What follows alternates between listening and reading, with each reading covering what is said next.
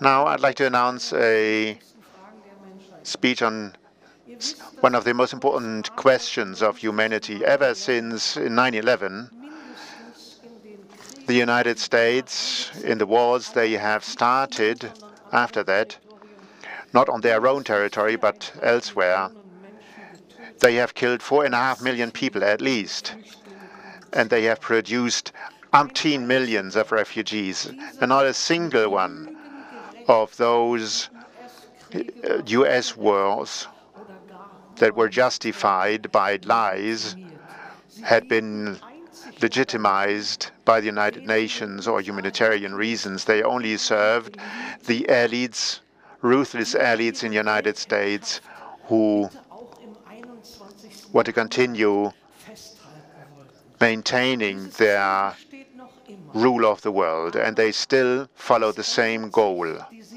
But the situation is changing on an almost daily basis. From a country that toppled Batista 65 years ago and has been defending its revolution ever since, in spite of the longest economic and financial blockade of the United States that any other people had been subject to, they follow their own path and is being admired for that by all of us. From this country, we have with us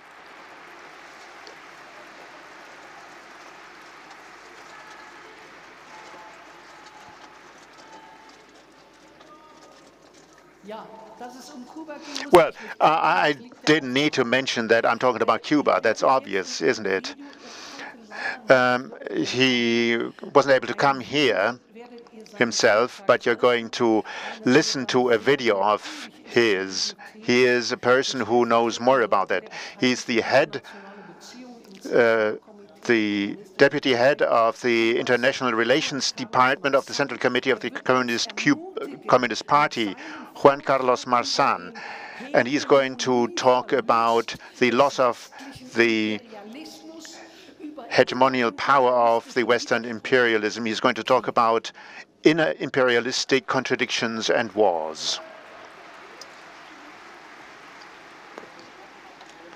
Queridas amigas y amigos, agradezco profundamente a nuestros camaradas de Junge. Dear friends, first of all, I would like to thank the comrades of the Junge Welt for inviting me to participate in this 29th International Rosa Luxemburg Conference, an event that over the course of 3 decades has gained international renown as a forum where people can exchange their views, people who are in favor of social justice instead of inequality and exploitation, peace instead of war, and a life in harmony with nature instead of over-exploitation of the environment.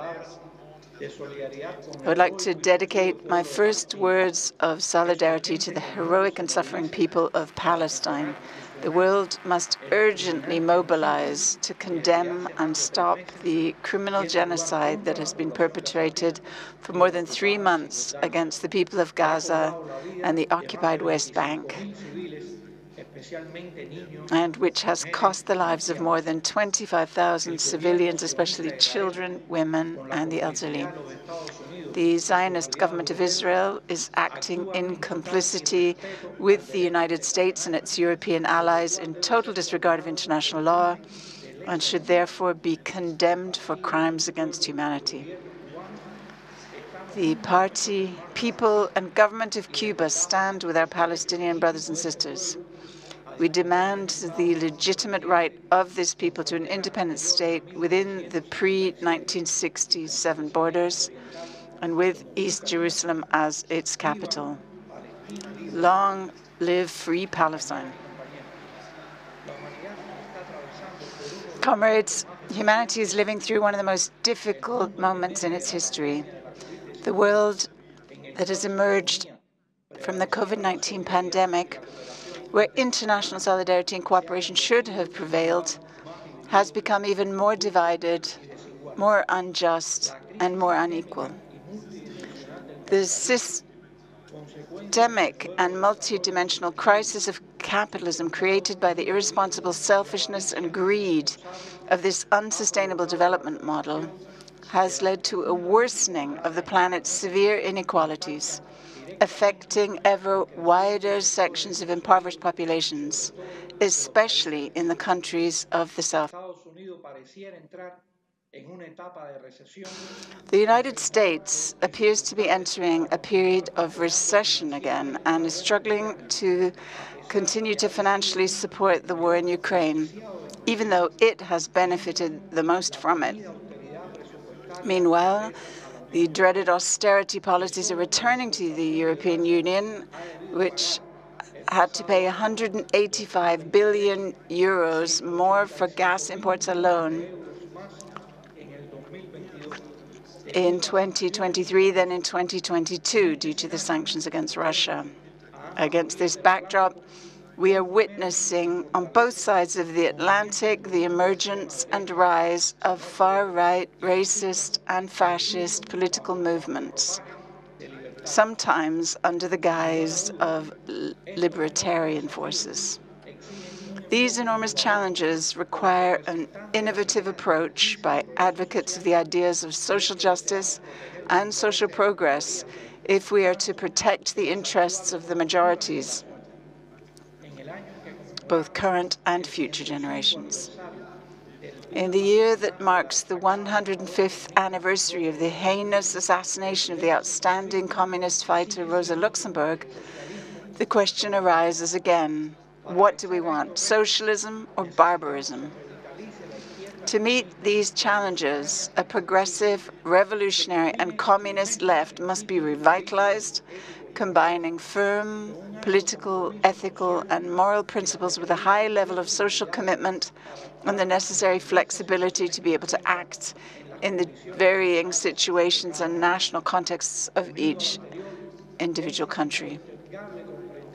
Furthermore, we must urgently understand the importance of unity, which, in the words of the historic leader of the Cuban Revolution, Fidel Castro Ruz, means sharing the struggle, the risks, the sacrifices, the objectives, the ideas, the concepts, and the strategies arrived at through debate and analysis. Our experience in Cuba has also confirmed this. The unity of the people supporting the party was our secret weapon with which we managed to withstand 65 years of the longest economic war a country has ever endured.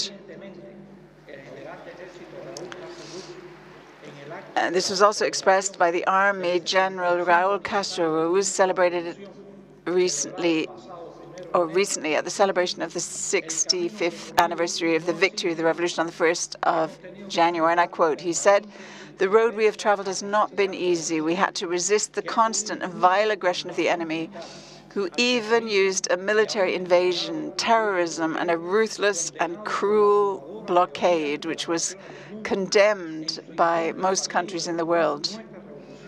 But the enemy failed in their attempt to destroy our revolution and to extinguish it for other peoples as an example that shows that it is possible to build a just and humane society with equal opportunities for all," end of quote. This U.S. policy of economic, trade, and financial blockade, which has intensified in recent years and was particularly stepped up during the pandemic, including the arbitrary and unfounded inclusion of Cuba in the alleged list of countries that sponsor terrorism, is the main cause for the difficulties of our economy and severely limits the quality of life of Cubans in terms of the supply of food, medicine, fuel, raw materials, access to investment technology, and credit. We have promoted science and innovation as a government priority, and we have offered the creative resistance that our first secretary of the Central Committee of the Party and President of the Republic, Miguel Díaz-Canel Bermúdez, has always called us to. At the same time, we've recognized and overcome our own weaknesses and mistakes, and thus we were able to produce our own vaccines and develop broad international cooperation in combating the pandemic, COVID-19. This fills our people with pride and has brought us high recognition in many countries across the world. Despite the arduous economic restrictions we're subjected to, we've been able to maintain free, universal public health care and education for all citizens, thanks to the socialist system that the majority of our people support wholeheartedly. The massive and successful participation of our citizens in cultural and sports activities, the comprehensive support for those most in need, and many other measures confirm once again that Che Guevara's phrase applies to us, namely that a single human life is worth more than all the wealth in the world. 2023 was also an important year for Cuba in the international arena, as our country held the presidency of the Group of 77 in China. This is the largest and most diverse grouping of developing and emerging countries and emerging economies called to play an important role in building a different world as an alternative to the decadent hegemony of the United States and the international financial system established under its aegis. Since the 1970s, Cuba has been advocating a reform of the international financial system that is truly representative and meets the needs of developing countries. This includes unrestricted access to sources of finance to secure urgently needed investment in science, technology, and innovation. At the Havana summit last September, the Cuban foreign minister said, and I quote, "The group of 77 plus China and the BRICS, which together account for 34% of global commodity production, have the responsibility and the opportunity to work to change the unjust world order. And this is not just an option, but the only alternative." This commendable initiative by the BRICS countries to create a broad-based mechanism for foreign exchange reserves that ensures security and stability in the South and can be extended to other countries can help reduce imbalances in the current monetary system. Friends, the Communist Party of Cuba firmly believes in the power of unity and diversity, far from dogmas and schemes that weaken our prestige and our strength. The time has come to act together, to defend human dignity, to focus on the essential problems facing workers, peasants, indigenous peoples, women, youth, and all of the groups excluded and affected by capitalism in the world who have said, "Enough is enough," and have risen up against it. Long live solidarity. Down with the blockade. We will fight until victory.